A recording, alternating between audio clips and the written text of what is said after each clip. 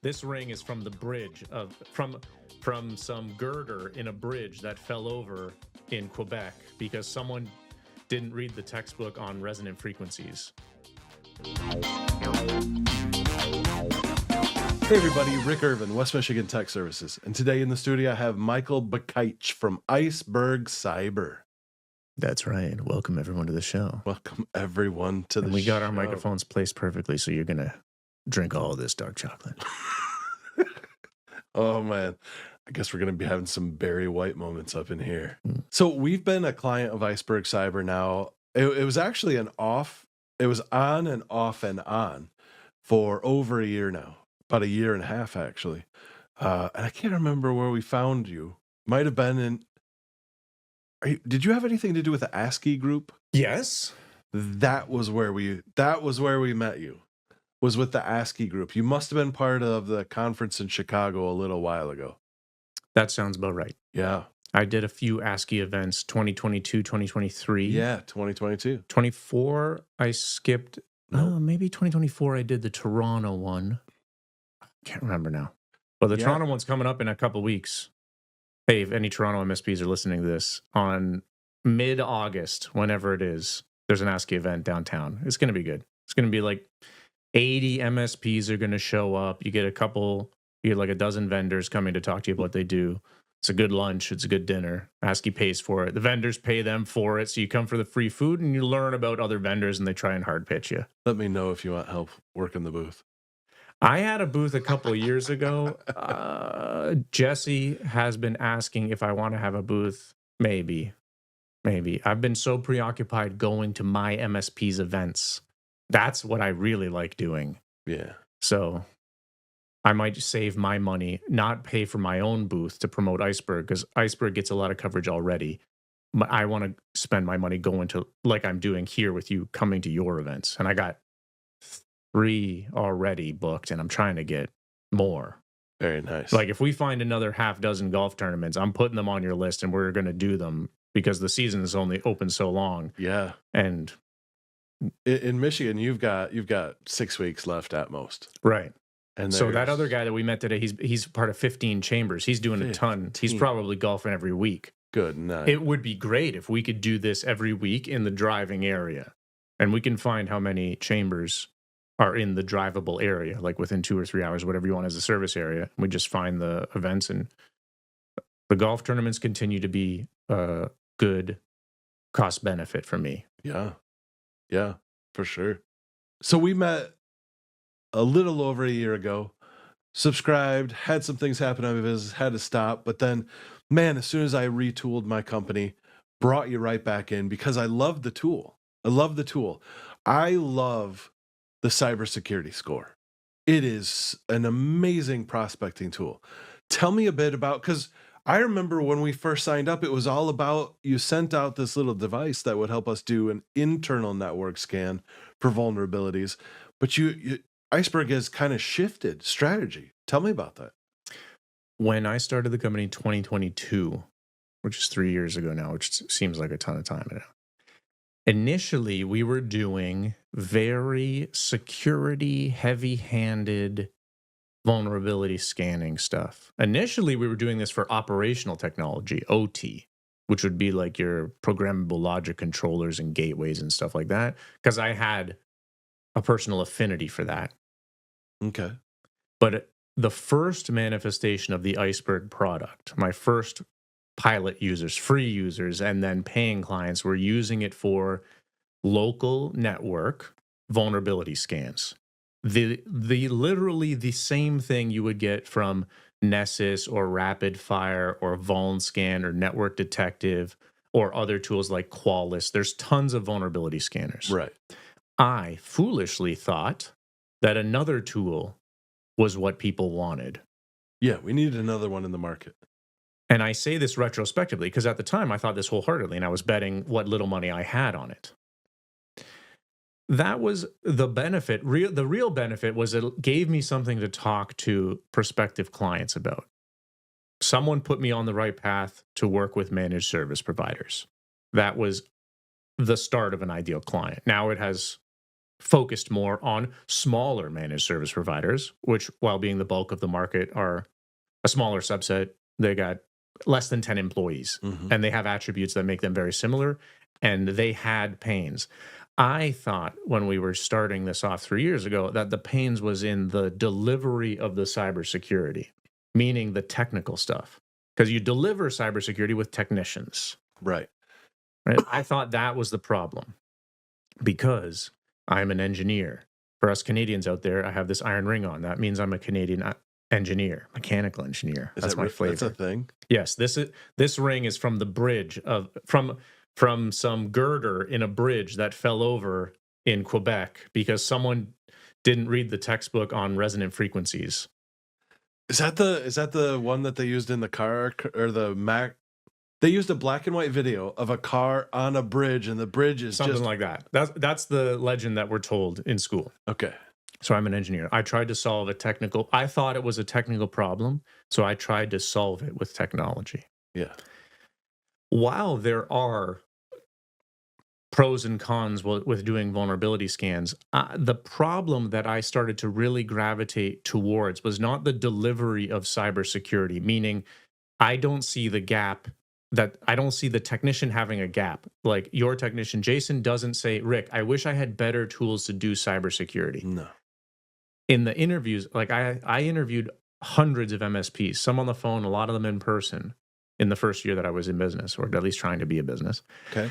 The problem wasn't they did not have existing security tools. There are plenty of security tools.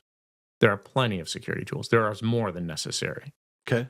The problem that they had wasn't a lack of tools. It was the clients didn't want to pay for them. That's what I would love this. My client doesn't want to pay for it. You probably said that to me a year and a half ago. I would love this. My client doesn't want to pay for it. All right. The reason that the client doesn't want to pay for it is that they don't have a problem that this solves, or they don't perceive that they have a problem that this solves. I think it's the sales theory of there's no pain at the moment. Saying that they don't have pain is a sharper way of saying they don't perceive that they have a problem. Right. In my book, sales is solving people's problems for money. And I mean my mental book, because I don't have a book. I don't have a physical book. Sales is solving people's problems for money. So if the client doesn't want to pay for it, it's because they don't perceive that they have a problem that they need to pay to go away. Right. The big part of that is the perception. They don't perceive they have a problem. If you were to ask Jason, hey, Jason, does this company have a security problem? Jason would say, yes. Here's the 18 pages that I just wrote that says all of the problems that they have. But the client doesn't care enough to pay for it. And so the managed service provider is then in this quagmire where they want to deliver quality service.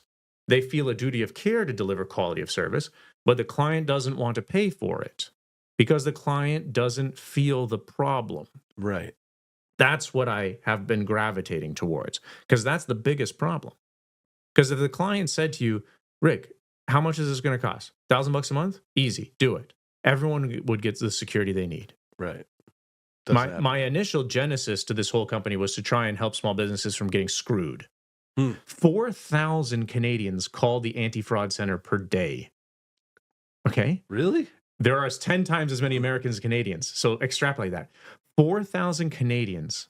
And those are just the ones that call. Those are just the ones that have the courage to call the government, know who to call in the government, realize that they have been scammed, and actually do call. Right. Pick up the phone. All right, let's get into it, Rick. So we told everyone we went to a B2B networking event this morning. We did. That's probably why many of you are listening to this. We were doing B2B networking. We met many business owners. Wait, who's the host here? You are. You completely taken it over with your A-type personality. Well, because I'm reading Pixel 6a, so I keep seeing the A. It's influencing me. Iceberg Cyber. Yes. Can I interview you about that? I have a lot of questions I don't even It would know. be my pleasure. Would it? Should we talk about that, or should we talk about the day? We should. Okay. I introduced it as you. Mm-hmm. Maybe we make this a business interview. I introduce you. we talk about the services that you provide. Yeah, this will be like I'm interviewing one of my vendors and talking about the power of the tool. Sure. Let's do that. Okay. You know what the saddest part is? I don't know your tool, your Iceberg Cyber tool inside now. Literally all I've cared, and I apologize. Is what? The cyber, that's, the cyber score. I know the cyber The cyber score is the most, is 90% of it. That I've got. The cyber score is 90% of it. I've got your internal network scan tool here somewhere. Yeah. I'll tell you the progression of how this is, but it's curious that you say that exactly, because that's chronologically the opposite of how it was developed. Right. But this is the part of learning and listening to what the real problem is. It took me time to hunt for your actual real problem. So ask me the question to tell you the story, and then I will tell it, and I will wrap it in my meta sales sandwich, because I love talking about sales. Okay. That people should know about me by now. Usage just exploded. And then I repositioned it as a prospecting tool, as opposed to a do for your existing clients, do for prospective clients. And that's when everyone started using it, because it gets the conversation started, and people like talking about it. Oh, yeah. Like you saw it firsthand today. My super complicated opening line with any stranger is, hey, do you want to do something fun? Let's check your cyber score. Was that before or after you said, hey, little girl, do you want some candy?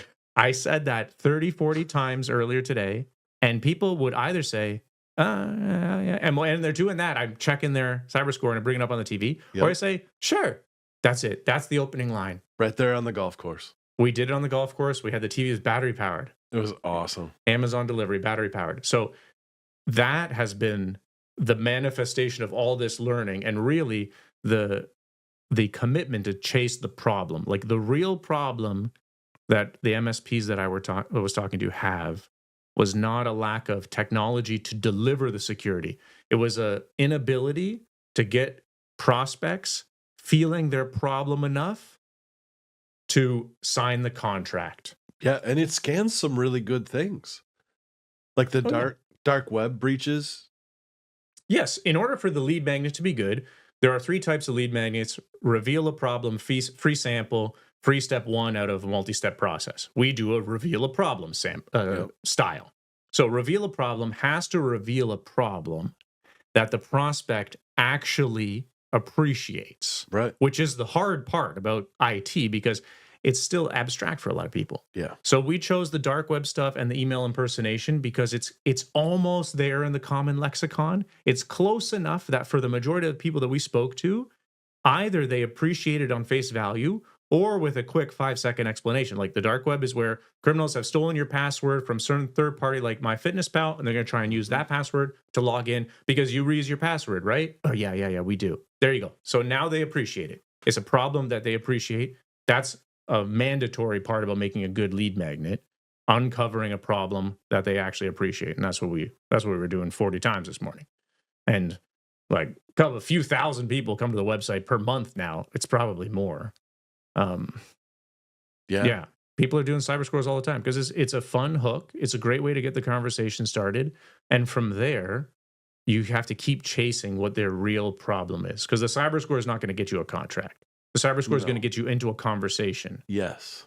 And then from within the conversation, you have to use your knowledge of their business to try and uncover the real problem that they might have that technology could solve.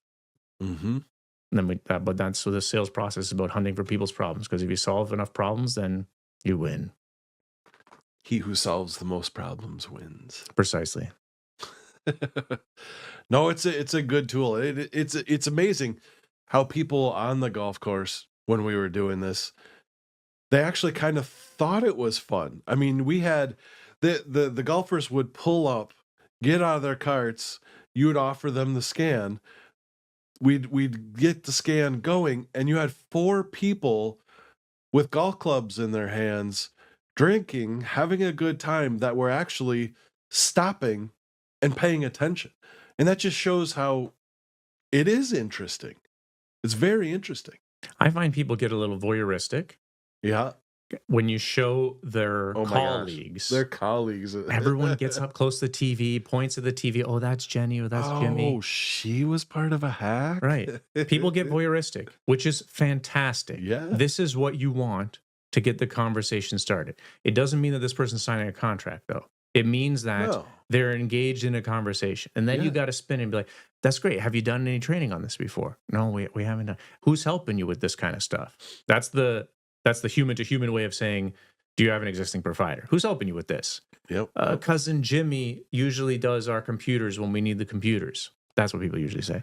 Okay, great. Well, this is outside of IT, really. This is a little bit of cybersecurity, but you can see how important having your passwords protected is. This is me just warming them up to the idea that there's skills outside of what cousin Jimmy does for them that their business may need. Oh, yeah. And then we're gauging their response. Sometimes they say, "Oh, we've had a thing." Didn't someone earlier say that they had the invoice scam? Yes. It's, Yep. like I'm not surprised when this happens. It's statistically it happens all the time. So we're going to run into people. You get them talking, you make them feel comfortable, and they say, "Oh yeah, that happened to me," or "We've had that happen to the company," or maybe they've had just personal scams. That's a high probability. Any of those conversations keep it going and gives you the opportunity to qualify them more. What type of business do they are they? Do they have an existing provider? When you ask these questions, do they say, "Rick, no, it's fine. We got someone covering it." Okay, that's good. Because if they say anything short of that, it's an opportunity. It's an opportunity for us to learn more. Mm-hmm. And that's the whole scheme today is just keep getting more conversations started because more conversations means more leads, means more prospects, means more deals. Yep. Good stuff. I like the evolution of the product. It's great. It shows that you've been paying attention to your customers, your clients, and what it is that they're really interested in. Now we're taking that to a whole nother level. And I think a lot of people don't do this, but I'm my biggest power user. It would be great if I wasn't my biggest power user because that means like it would be great if Rick was my biggest power user, but I'm my biggest power user because for the last couple months, I've been running the lead generation for some of my clients. So I've been eating my own dog food, using my own product, not only using my product, but deploying it in the rest of the value chain that I tell people to use it. I expect my clients that I'm like step 2 out of 5 steps, but I've been doing all 5 steps. So I've seen how I'll tell you specifically, like we've been doing a lot of LinkedIn outreach. I've been preparing the lists, doing the LinkedIn automation. I've had to do all of this circuitous like list cleaning and looping back in. I made my own Cyberscore API because I got tired of doing all this stuff manually. I purchased a different LinkedIn tool so that I can link it directly with my API into LinkedIn and send messages like that, and then track the replies. All this was me becoming my biggest power user. But now, when I talk to my clients and say, I know your problem is getting more conversations started. Instead of just saying, hey, try the Cyberscore and just use it as you would regular, or you should also do email marketing, which is there's no value to them by saying that. They already struggle with all 5 steps. So before I was just giving them step 2. It was a great step 2, shameless plug, but it was just step 2 out of 5. Now I'm doing all 5 steps. And so I at least can tell them, if you want to follow in my footsteps, here's the instructions for doing all 5 steps. I've been doing it. Here's how you do it. Now, if you want me to do it for you, that's something else. But at least I know exactly how you can take this from step 0 all the way to the end, which is huge because I feel like our goal should always be to deliver the outcome to our clients with 0 effort. This is the epitome of value. The value equation is if you want value, you have to deliver an outcome with high confidence divided by the amount of delay it takes to achieve it and the effort it takes to achieve it. There's your value equation. It simplifies to just outcome over effort. Okay? If you want a new client and it takes you every single day, 8 hours a day on the phone, but you get a new client, it takes you 2 months to do that, the client's not worth it. It cost you too much. The effort was too high. If I can give you a new client right now and I just ring your credit card, 0 effort, you would do that for the right price. Everybody would do that. Right. So that's 0 effort. So I'm just trying to get to 0 effort on everything. whatever the outcome is, I want it to be zero effort because that means everyone gets maximum infinity value. That's what I want. Then I can charge higher. Yep. I mean, that's what you are quite literally embodying this for your clients. They could do IT themselves. They would have to post a job posting, learn how to write the job posting, hire someone, train them for 6 months. Okay, get the insurance, train them for 6 months, wait till that person just goes get a higher paying job, hire another person, train them again for 6 months, research all the products, buy all the products, train on all the products. They could do that. Or they could pay you for the identical outcome for way less effort, definitely way less effort, and a decent amount less price. Let's spread the word about that. I mean, this is the beauty of managed IT services is the job shortage for technicians means that your clients are never going to DIY. Why would they? Like to hire a technician with enough diversity and skill to do everything for one business costs over $100,000 a year. Mm-hmm. And you can only buy them in one person chunks. So if you want to buy them in less than one person chunks, or if you want to buy 5/5 of a person, so you get 5 times the diversity, then you have to outsource it. And that's what a managed service provider is. And it's a fantastic model. It's like paying for a slice. But the best part or is even better, you can get a whole pie. You just get 5 different slices in one pie, which is even better. Well, no, I mean, instead of hiring somebody, now we're going over my business model instead of yours. Well, my business model is deliver value with zero effort. It's funny because that's also your business model, which is some people ask me like, what makes you different? And I like to be cheeky and I tell people nothing makes me different. I want to deliver value to my clients with zero effort. Every business wants to do that. What makes me different? I can show you how I'm doing that. What outcome are you delivering? If you're delivering the same outcome, I'll deliver with less effort. That's what makes me different. So you and I run the same business. We deliver outcomes to our clients with as little effort as possible on their part. Yeah. Because that's what makes them happy. We both do that. Yep. We're solving different problems. That's what makes us different. But between you and another managed service provider, if someone says, what makes you different? Because Joe can fix my computers. Yeah, Rick can fix your computers too. Rick will make sure that he fixes your computers with zero effort on your part. Zero effort right now, zero effort in maintenance, zero effort with no whoopsies. That's the proactive part. Zero effort. This is going to be pain-free for you. Yeah. Joe's Google reviews don't indicate that it's pain-free for his clients. So that's why you would go with Rick. Rick delivers value with zero effort. We do. I mean, I know that's not what people usually say, but that's how I think about it because that's what the clients want. The clients want an outcome, just charge the credit card and make sure I never have to think about this. I had a meeting this week with a potential new client, and that was exactly what he wanted to hear. You mean I won't have to get another computer ready for an employee? No more infections? No more this and that? And I'm like, yeah, and it's going to cost this, this, and this. And he's like, he literally, in the sales meeting, he goes, what's the catch? It's like, there is no catch. If you're doing it right, it should feel like a no-brainer to them. The catch is that we charge it every month, and we show up and we get it done. And if we're doing our job right, here's the catch. If we're doing our job right, you're probably going to wonder after a little while. No, I don't even like saying that. Why are they paying you? Yeah. No. That's your job. That is my job. Your job is to remind them why they pay you. Because you don't want it can't be so pain-free that they never feel pain. This is not Oxycontin. We're not numbing them. We want them to know there are pains. We're feeling them for you. Right. We're doing all this hard stuff. Jason's working 8 hours a day for you. Jason is working. Right. And then the client says, oh, good, because I don't want to do that. Right. Perfect. I want you to know how much pain I'm saving you. That's the most important thing, or else they stop paying. And we don't want them to stop paying. And it's not for greed. It's because we're here to solve their problems. And if they stop paying, the problems come back.